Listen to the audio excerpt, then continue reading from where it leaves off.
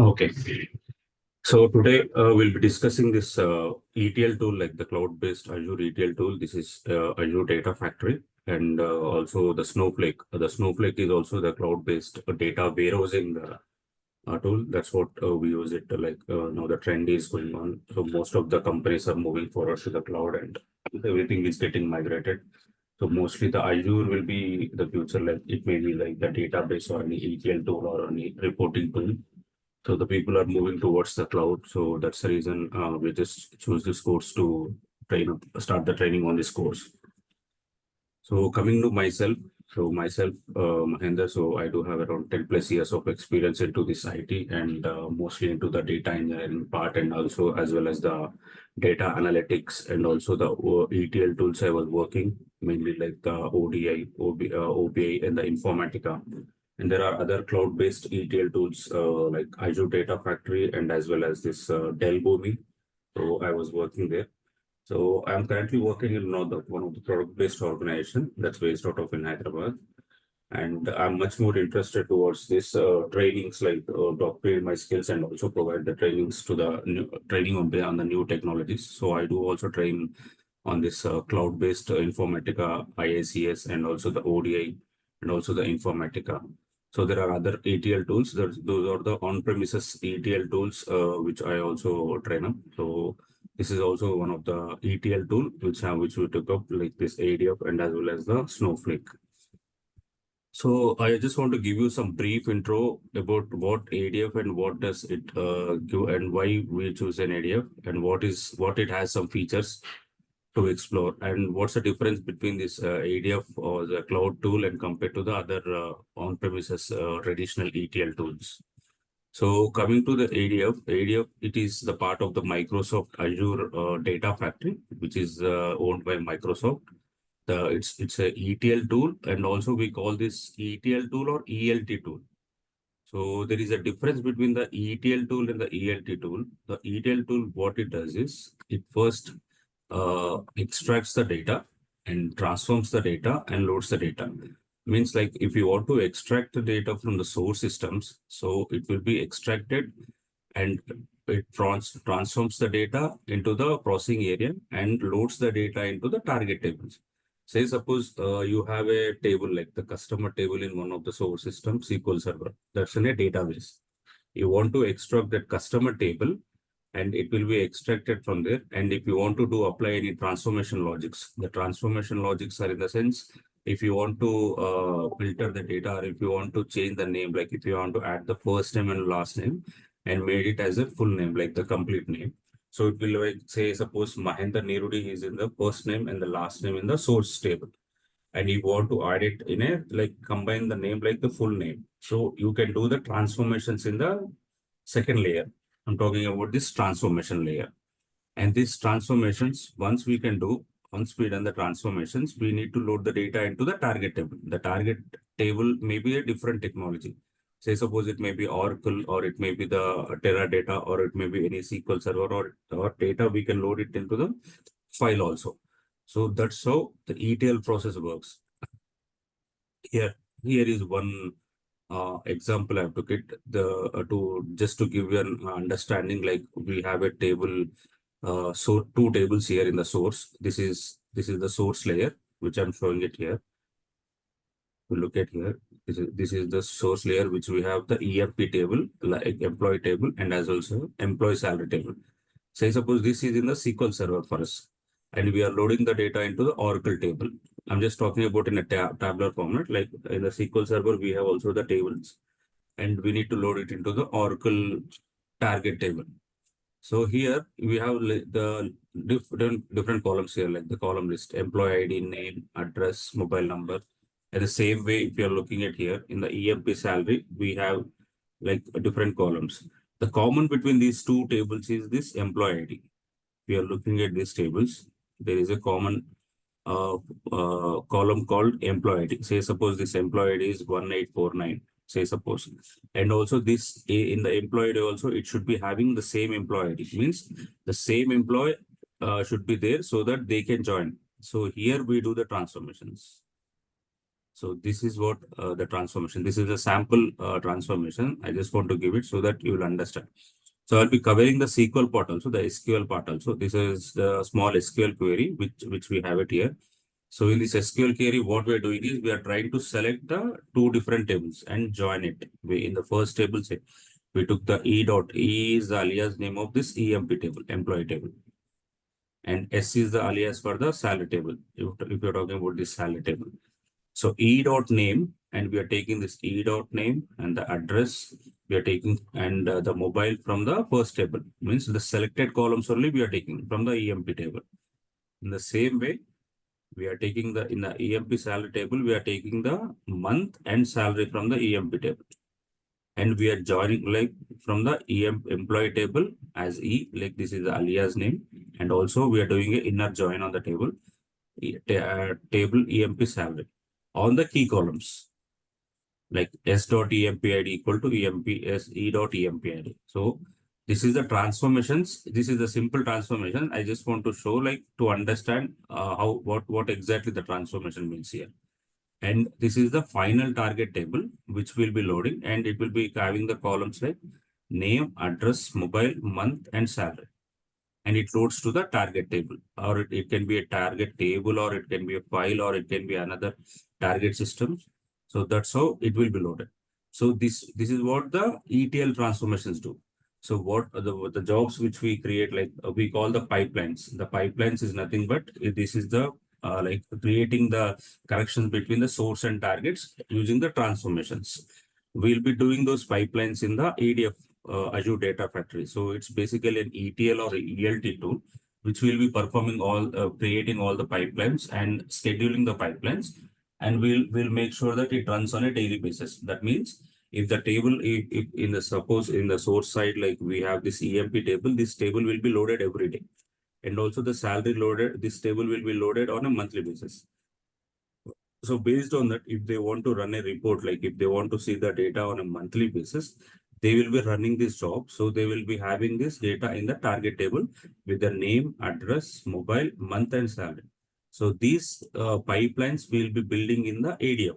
Like we will be doing the, like it's not a code based, it's like a UI based transform, like the development which we'll be doing. The zero, I can say like around 5% of the coding will be there. That's this code. Can somebody go on mute, please?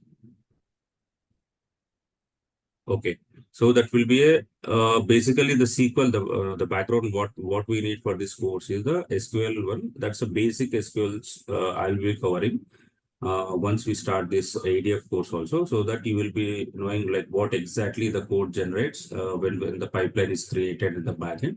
So that basic knowledge and the data warehousing concepts also I'll be covering as part of this the course here. Coming to the next slide. So this is what the difference between the ELT. So what the ELT does is it extracts the data and loads the data into the staging area and perform the transformations here. See, there is a difference like ETL and as well as the ELT. So both will be done in the Azure Data Factory. So you can perform these two operations in the Azure Data Factory.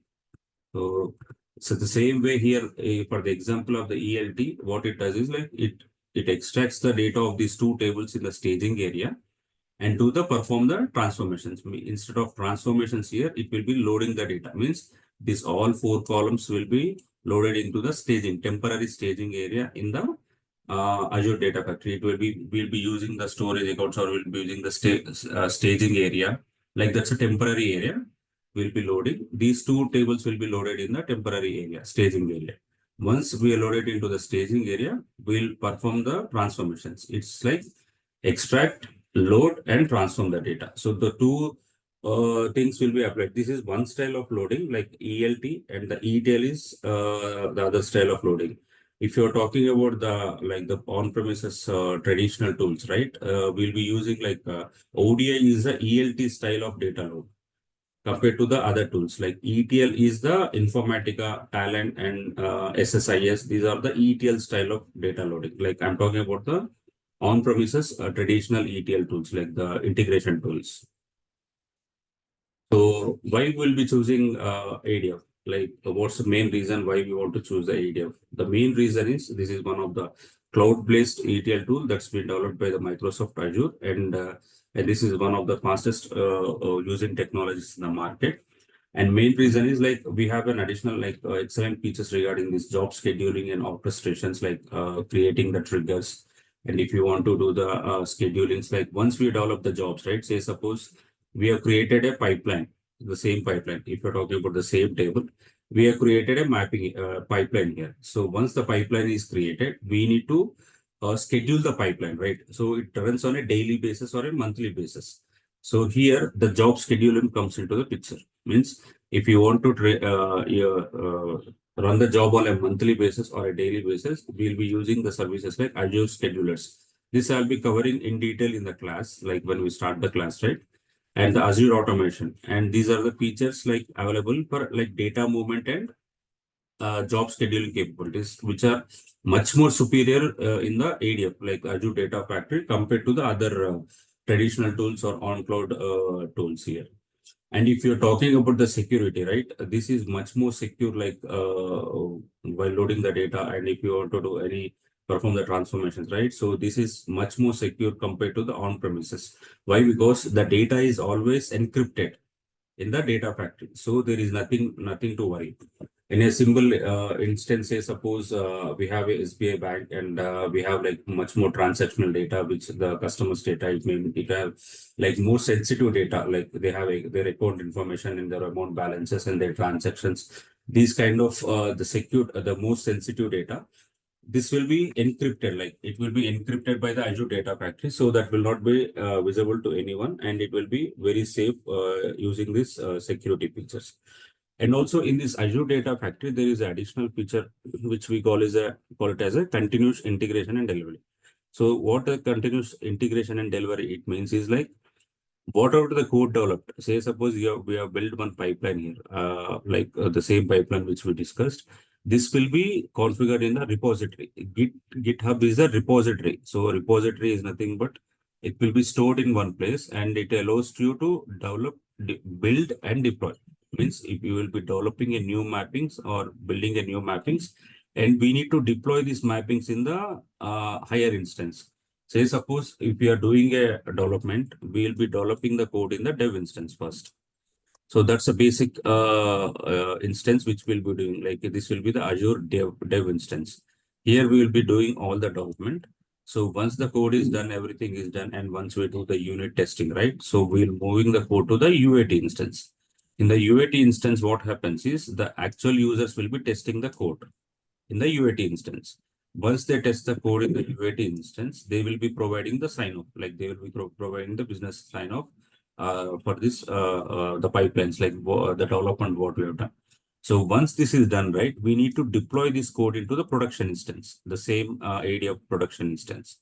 So this will be done. This will be done using this continuous integration and delivery. The GitHub is the repository unit which allowed to develop and deploy the Azure without effortlessly, like not much about. This is all the UI based. Nothing we need to do the coding or anything like that. So it's all about the UI base. So once we do it right, it will, we can practice this. That's not a problem. And Azure Data Factory also, it has a scalability. The scalability is like if you want to increase the size of the, like if you get the large volume of data. In this case, I'll tell you one small example. So say suppose on the Flipkart billion days, like the big billion days, you will be having like data, like 1 hour or 2 hours, like on the day. So the transaction will be more compared to the normal day. So in this time, so the Azure Data Factory, the kind of data which they are getting, like it will be huge and in the large. So those kind of data also will be handled by the ADF, like the Azure Data Factory, that is designed in such a way that if it gets like, if you get the huge millions of data, and also that data will also be processed. So it will be it will be processed very fastly. That's what the scalability is like. The scalability is like it can be increased or decreased the large volumes of data. So that's also the one of the good features in the ADF. So that's how regarding this Azure Data Factory. So this is a high level, but in detail, I will be covering with the first 2 days. I'll be covering with the theory part, like what is cloud and what is factory, what are all the features it will be offered, and also I'll be creating a sample pro account, and also don't need any of the you don't need to download anything. Everything is a cloud based tool. This is everything the URL based. So we just need to log into this portal.azure. I'll just show you on 1 second now. Just show you one the page like how it looks like, and after that we'll just go to the Snowflake part.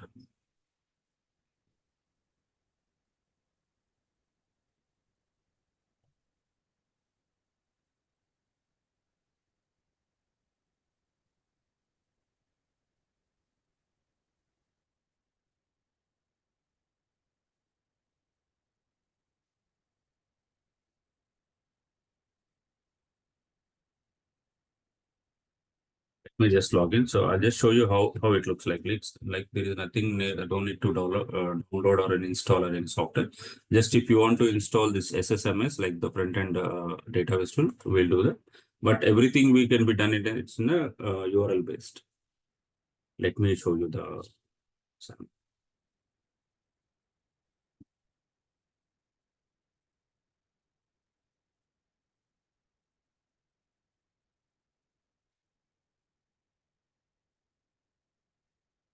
Yeah, this is the main portal.azure is the main site. This is the one for the cloud. So here, just go to the home.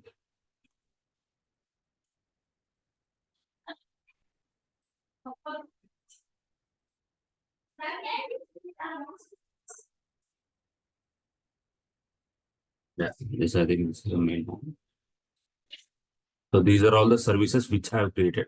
In everything in the Azure, like in the cloud, we say it as a service. Like SQL database is a service, and storage account is a service. ADF training. This is the Azure Data Factory. I'll just open it.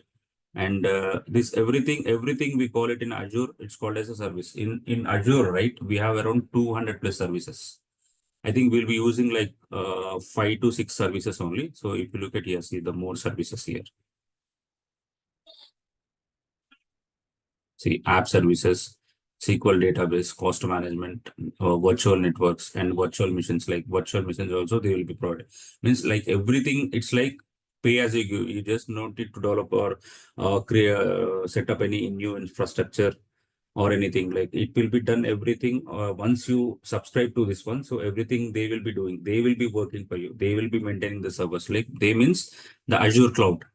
Azure cloud will be maintaining the services. So nothing we need to do. We just need to go there and create an account and need to create the services which we want and we will be using. So pay as you go. Like and the cost for this one will be it's also the minimum cost like compared to the AWS, right?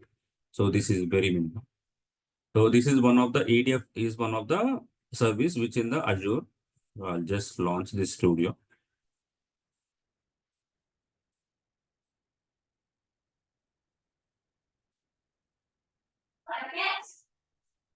So this is it will be opening in a separate window, the Azure Data Factory. And if you look at here, this is the Microsoft.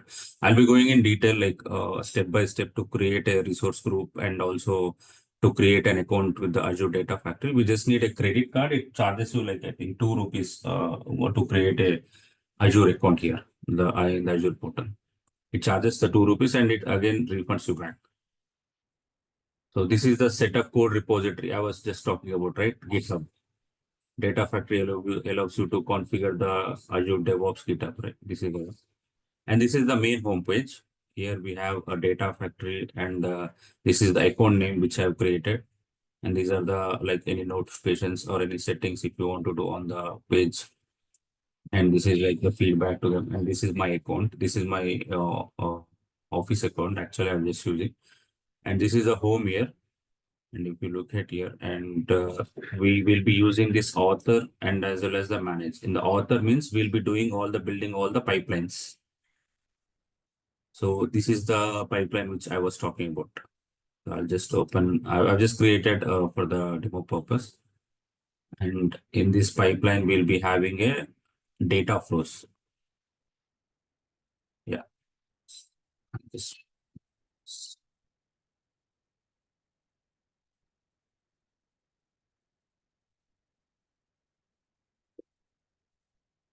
so this is a sample pipeline which I've created. So here, this is the EMP table, like the employee table, which I want to load it into the EMP target EMP table. Like it, I think this is a file. Like in the source, if you look at here, this is the EMP file to the table I have just loaded. Combining these three combination, like three different EMP files which we have, and I want to load it into a single target table. This is the mapping, pipeline, which I just want to show it on a high level. This is what the pipeline looks like. Everything you need to drag and drop here and perform the transformations. Minimum code I can say, like the background there will be SQL will be generating here. So that's how it is. So this is the EMP file one, and if you want to just look at it here, just oh, I think there is a problem with my subscription. There is this account subscription got completed. So that's the reason I'm not able to view the data here. But this is how the sample pipelines look like. And once we create a pipeline, we'll be deploying into the other higher instances, and we'll be running them. And if you want to run the jobs right, we can validate here and debug the sessions. Yeah, here. This is the debug. Validate it and we'll be debugging. Debugging is nothing yet. It's executing the jobs. So this will be starting first, like the data factory will be covering all the topics, like all of the features. What are all the features which we have here, like copy data, data flow. I think synopsis are not required, and Azure basic functions. And also there are some other features like delete, execute, all of the features. Like these are all the components as part of this ADF. So we'll be covering all these topics. So HD Insight is nothing but the Hive related. So we'll not be covering the Hive related, but I'll just tell you high level how it works. These are all like filter for each if condition. These are all the SQL, what you call the components, like the features which is used in the ADF. Machine learning, I think that's not required. And the Power Query, this is for building the reports. Like we'll just do a demo on this one. So this is how the page looks like, the data factor page, which we have all this, and change data capture and data sets. Data sets is nothing but we'll be importing the metadata of the source and target data structures. It's like we'll just import the metadata of both. And then manage we'll be talking about all these linked services, integrations. I'll talk in detail. So this is how the pages looks like, the UI looks like. So there is nothing to install anything. So that's what we are into the cloud, right? So we just need to sign in and create an account with the Microsoft Azure, and we can subscribe the services what are required for us. So that's how it is. And I just want to show you one small differences between the Azure, the cloud-based and on-premises. Like what, why the people are moving to the cloud instead of the on-premises, right? So previously, if you're looking at like around 5 years back, so this I just took it from the internet, so that to explain you and to make it like use like why people are migrating to the cloud, like all the like applications, like the software SaaS applications or iPaaS or everything, like everything is getting moved to the cloud. So the main reason is if somebody wants to set up, like if you're trying to set up a new software company, like if you're trying to set up a new company, and if you want to have the software, like you want the IT to be installed, like say suppose the DMart is there. So the DMart, they are trying to set up a new company, like a new store, imagine in that case, and they want to store their data like on a day-to-day basis, like they will be storing their data in the data warehouse, right?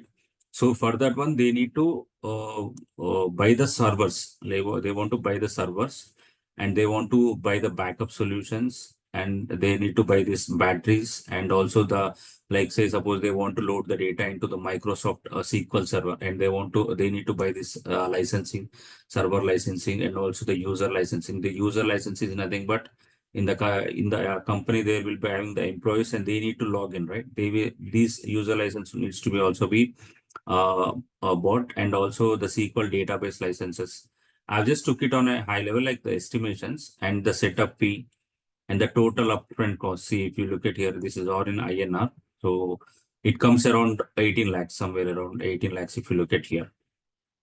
So this is how, if somebody wants to set up it, it's not on premises. But if the same person want to set up in a cloud, right? There is nothing they need to pay for the server one, because everything is a pay as you go. How much you pay, how much you use, that much only we need to be paying. Will not be paying much more here. See here, they will be providing the backup solutions and the battery, and this all will be maintained by the Azure, like Microsoft Azure. Like any cloud-based tool. Now, in the sense, like we are talking about the Microsoft Azure, right? So this will be covered. And if you look at the cost here, it is like 50% less compared to the traditional on-premises one. Here it comes around 18 plus lakhs, and here it comes around 8 lakhs. And if you're talking about, this is the web applications, in the sense they will be like some companies, the requirements, they will be having the front end web applications they want to develop. Say, suppose if it is any booking website, like maybe the Make My Trip. So this one, they will be, this is also the on-prem. This will be there here, like the setup and the total upfront cost and the creating the websites and maintaining the websites and the servers, everything. So what I mean to say here is the 50% the cost reduction will be there once you go to the cloud one compared to the on-prem. And once say suppose if they don't want the servers and all these setups, like, and if there is any problem with the company and the company got shut down, like the DMart, and these servers, they can't do anything. They need to send it, like sell it for around 50%. But once you don't want it here, you can stop subscribing here. Look at the cloud here. There are nothing to pay, and there is upfront infrastructure cost is not required to pay for us. So in the same way, and it will be like the monthly maintenance, right? If you look at this monthly maintenance also here, the server maintenance will be there here, and the user support, and they want to have any antivirus like security and any offsite backups, everything we need to pay again, the monthly maintenance. Say if you are maintaining a server in your place, we need to have a server room for that one. And once we have a server room, we need to have the all the servers to be installed and the configurations needs to be done. In the same way, we'll be doing like we need to have the servers should be always cool. So we need to set up the ASC setup, like the infrastructure, and also there should be a man like the technical team. They should be supporting 24/7.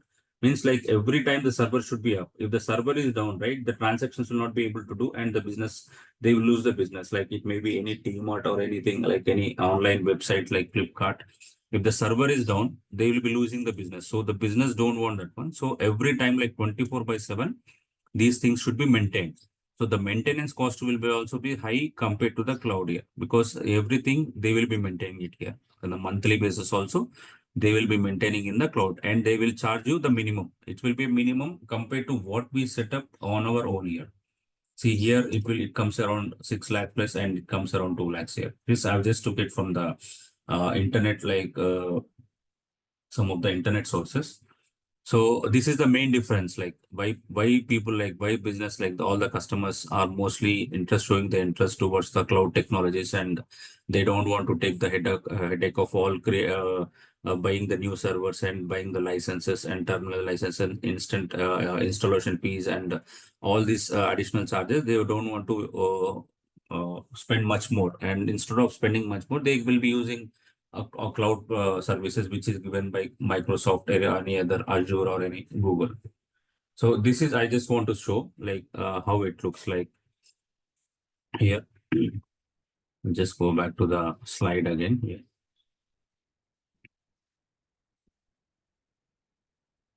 So this is how I just want to brief you about this ADF, like the data factory here. So I'll now go through this some slides on the Snowflake, like what is Snowflake and how it is different from other traditional data warehouses, or we call it as a databases. Like the traditional databases, we have it like Oracle database and also SQL Server database and the Teradata. These are the traditional databases which we have. These are all on-premises databases, which these are also moved, like Oracle also moved to the cloud one. We call it as a ADW, like Autonomous Data Warehouse, and the SQL Server is now moved to the Azure SQL, so which is also the part of the cloud. So in the same way, the Snowflake has some of the unique features which we'll be using it as part of the course. Like this is a cloud-based data warehouse tool. So this is much more different compared to the traditional one. So it's like single place where you can store all your data. The store, if you want to store all the data, you can store it here. And we have a scale and concurrency. The scale and concurrency is nothing but if you want to increase the size of your databases, you can increase it also. And the concurrency is nothing but multiple users. If you want to run the queries, like say suppose there are 10 users running the queries, and if you're loading the data into the same table, right? Say if you're trying to query on a customer table, like 10 users, if they do, or 10 or any multiple users, and this will be handled very easily in the Snowflake compared to the other traditional data warehousing tools.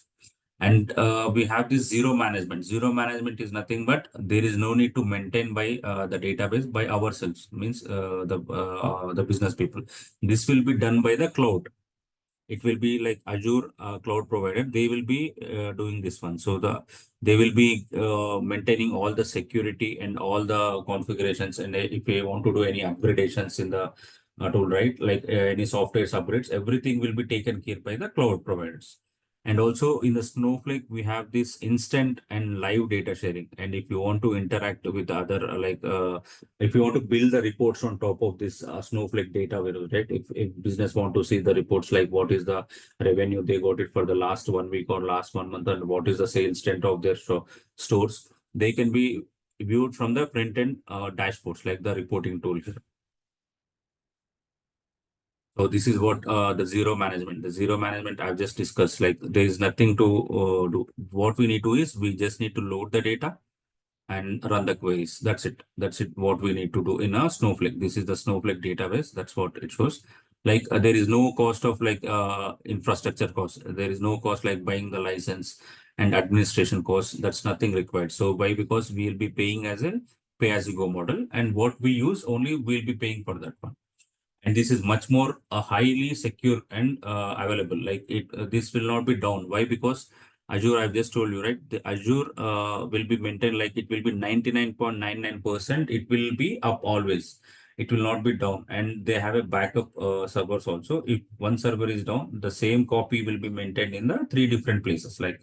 Like say suppose if you're talking about this customer table, in the customer table they will be having three backups. Like one will be the main master copy, and they will be having additional two copies. Means if the master server is down, it will be fetching the data from the additional server, like the other backup servers.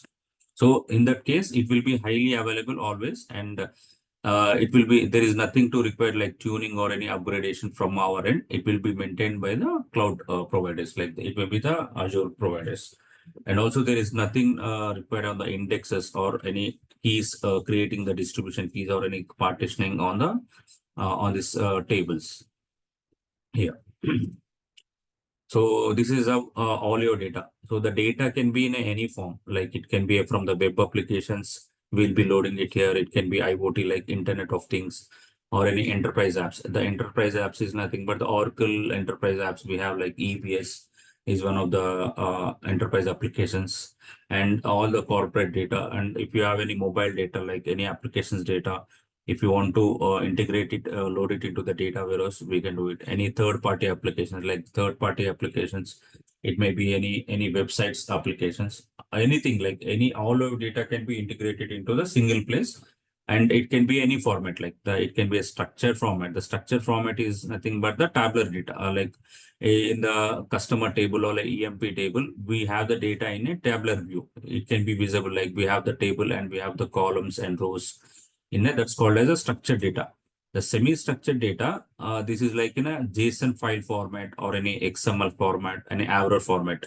This will be covering while we start like the Snowflake course, like the Snowflake topics, right? We'll go in detail what is a JSON file and what is the XML file and what is the Avro file here. So centralized storage, accessible, like it's a single place where you can store it, and it can store multi-petabytes of data here. Okay. So this is how it is. I think the meeting going to end again. I'll just send the invite again back in a minute. So if it just disconnects. So this is how it is.